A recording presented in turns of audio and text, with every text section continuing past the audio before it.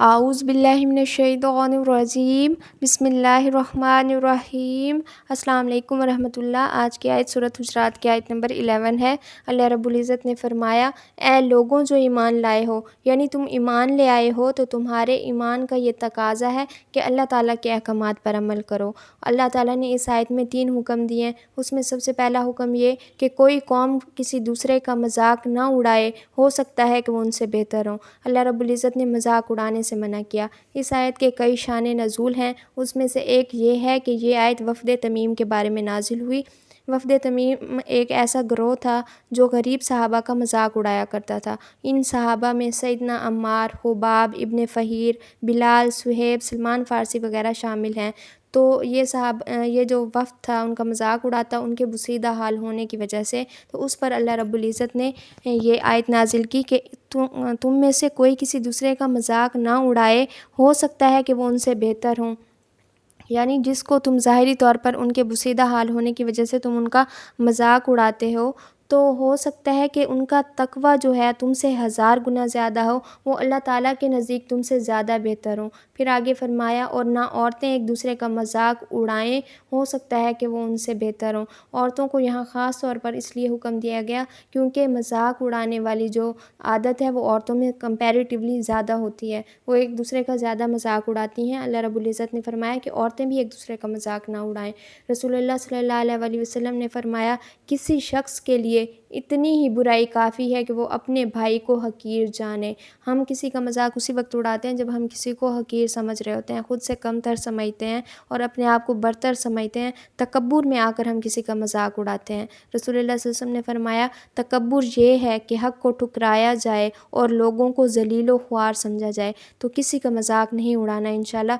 رسول اللہ صلی اللہ علیہ وسلم کے دور میں بھی عورتیں مذاق ظاہرہ اڑایا کرتی تھیں۔ تو ایک بار حضرت صفیہ جو ہیں رسول اللہ صلی اللہ علیہ وسلم کی بیوی، وہ رسول اللہ صلی اللہ علیہ وسلم کے پاس آئیں اور فرمانے لگیں، اے اللہ کے رسول، عورتیں مجھے اے یہودن اور 2 یہودیوں کی بیٹی کہہ کر شرمسار کرتی ہیں۔ تو رسول اللہ صلی اللہ علیہ وسلم نے فرمایا کہ تو انہیں کیوں نہیں کہتی کہ ہارون میرے باپ، موسیٰ میرے چچا ہیں اور محمد صلی اللہ علیہ وسلم میرے شوہر ہیں۔ تو اس پر یہ آیت نازل ہوئی۔ حضرت صفیہ کا قد چونکہ چھوٹا تھا تو عورتیں ان کو چھوٹے قد کا طعنہ دیتی تھیں۔ تو ایک روایت ہے کہ یہ آیت اس بارے میں بھی نازل ہوئی کہ عورتیں کسی کا مذاق نہ اڑائیں۔ تو انشاءاللہ ہم لوگ بھی عورتیں ہیں تو کوشش کرنی ہے کہ جب اللہ تعالیٰ نے ہمیں خاص طور پر حکم دیا ہے تو اس برائی سے بچنا ہے، کیونکہ ہم تکبر نہیں کریں گے انشاءاللہ۔ کیونکہ اسی وقت مذاق اڑایا جاتا ہے جب کوئی کسی کو حقیر سمجھتا ہے۔ تو اللہ تعالیٰ ہمارے لیے آسانیاں کریں اور ہمیں اللہ تعالیٰ کے اس حکم پر عمل کرنے کی توفیق عطا فرمائے۔ اگلا جو دوسرا حکم ہے وہ یہ کہ نہ ہی اپنے لوگوں پر عیب لگاؤ۔ اپنے لوگوں سے مراد اپنے مسلمانوں پر، اور عیب لگانے سے مراد نکتہ چینی، یعنی کسی پر تم عیب نہ لگاؤ۔ اور تیسرا حکم یہ، اور نہ ہی ایک دوسرے کو برے القاب سے پکارو۔ ایمان کے بعد برا نام پکارنا بہت بری بات ہے، یعنی برے ناموں سے پکارنے سے منع کیا گیا۔ جیسے ہم کسی کو کہہ دیتے ہیں اے چھوٹی، اے موٹی، تو کوئی بھی ایسا نام جس سے ہم پکار رہے ہوتے ہیں جس کو، اگر وہ نام اس کو پسند نہیں ہے تو اس کا مطلب ہے وہ برا نام ہے، تو جس سے وہ چڑھتا ہے اسے نہیں پکارنا چاہیے۔ رسول اللہ صلی اللہ علیہ وسلم نے فرمایا، جب رسول اللہ صلی اللہ علیہ وسلم مدینہ آئے تھے تو بہت سارے وہاں پر جو لوگ تھے ان کے بہت زیادہ نام ہوتے تھے، 2 یا 3 نام ہوتے تھے۔ تو رسول اللہ صلی اللہ علیہ وسلم جب کسی کو اس کے کسی نام سے پکارتے تو دوسرے لوگ کہتے، یا رسول اللہ صلی اللہ علیہ وسلم، آپ اس کو اس نام سے نہ پکاریں، وہ اس نام سے چڑھتا ہے۔ تو اس پر یہ آیت نازل ہوئی کہ برے القاب سے نہ پکاریں، بلکہ اچھے القاب سے پکارا جا سکتا ہے۔ جو جیسے حضرت ابوبکر صدیق کا لقب تھا صدیق، اور حضرت عمر کا لقب فاروق تھا، تو اچھے القاب سے پکارا جا سکتا ہے، لیکن برے القاب سے پکارنے سے منع فرمایا۔ اللہ رب العزت نے فرمایا، ایمان کے بعد برا نام پکارنا بہت بری بات ہے، یعنی تم ایمان لے آئے ہو، اب تمہارے لائق نہیں ہے کہ تم ان فضول چیزوں میں پڑو۔ یعنی کتنی بری بات ہے کہ وہ چیز جو تم نے ایمان اور شریعت پر عمل کے بدلے حاصل کی، اور ایمان اور شریعت کی تم نے اس کو پا لیا اور اس کے بعد تم ان فضول چیزوں میں پڑ گئے۔ پھر فرمایا اور جو لوگ توبہ نہ کریں سو وہی ظالم ہیں، یعنی جو لوگ ان گناہوں پر، جنہوں نے کسی کا مذاق اڑایا، کسی پر عیب لگایا اور برے القاب پکارتے ہیں یا آگے بھی انہوں نے ارادہ کیا ہوا ہے پکارنے کا، تو اللہ رب العزت نے فرمایا کہ وہی لوگ ظالم ہیں، یعنی وہ اپنے اوپر ظلم کر رہے ہیں۔ آج ہم نے سورۃ حجرات میں دیکھا کہ اللہ رب العزت نے مذاق اڑانے سے منع فرمایا ہے، اور مذاق کرنے اور مذاق اڑانے میں بہت فرق ہوتا ہے۔ آج کا جو ہمارا سیرت کا ٹاپک ہے وہ ہے مزاح محمدی۔ رسول اللہ صلی اللہ علیہ وسلم کا تمام وقت سنجیدگی میں ہی گزرتا تھا، تاہم اپنے مزاح میں کسی صورت بھی آپ صلی اللہ علیہ وسلم دائرہ حق سے باہر نہیں جاتے تھے۔ آپ مزاح تو کرتے تھے لیکن آپ کے مزاح میں جھوٹ نہیں ہوتا تھا بلکہ سچ ہوتا تھا۔ ایک بار حضرت ابو بکر جو ہیں وہ آپ صلی اللہ علیہ وسلم کے گھر میں داخلے کی آپ صلی اللہ علیہ وسلم سے انہوں نے اجازت چاہی۔ اس دوران انہوں نے دیکھا کہ حضرت عائشہ رسول اللہ صلی اللہ علیہ وسلم سے آواز بلند بات کر رہی تھیں۔ حضرت ابو بکر نے داخل ہوتے ہی کہا، میں نے دیکھا ہے کہ تم رسول اللہ صلی اللہ علیہ وسلم پر آواز بلند کر رہی ہو۔ وہ انہیں پکڑ کر پیٹنا چاہتے تھے کہ رسول اللہ صلی اللہ علیہ وسلم نے انہیں چھڑا دیا۔ حضرت ابو بکر غصے سے باہر چلے گئے۔ رسول اللہ صلی اللہ علیہ وسلم نے حضرت عائشہ سے فرمایا، کیسے ہم نے آپ کو ایک آدمی سے بچایا ہے؟ یہ رسول اللہ صلی اللہ علیہ وسلم کا مذاق تھا کہ ہم نے کیسے آپ کو بچایا۔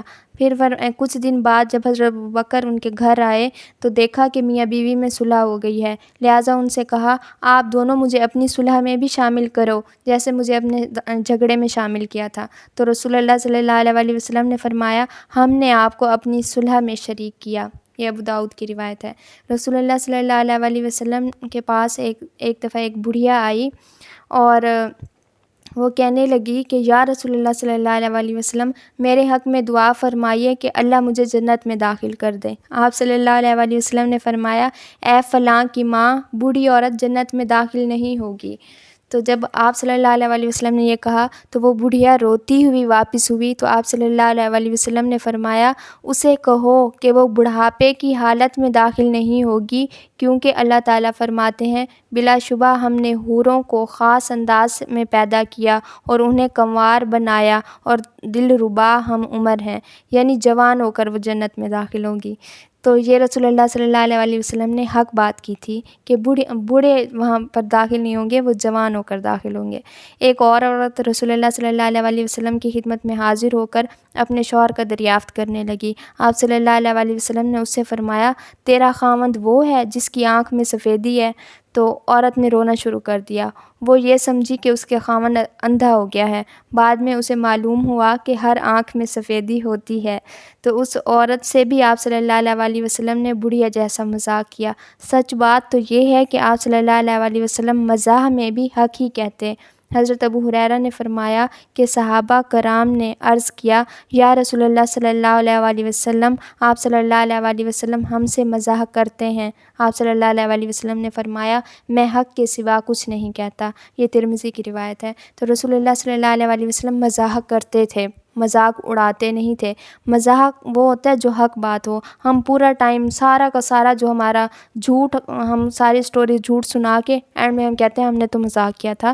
تو مزاح بھی وہ ہوتا ہے جس میں جھوٹ شامل نہ ہو۔ تو انشاءاللہ اللہ تعالیٰ ہمیں اپنی رسول کے طریقے پر چلائیں اور ہمیں ایسا مزاح نصیب فرمائیں جو مزاح ہی ہو، مذاق اڑانا نہ ہو۔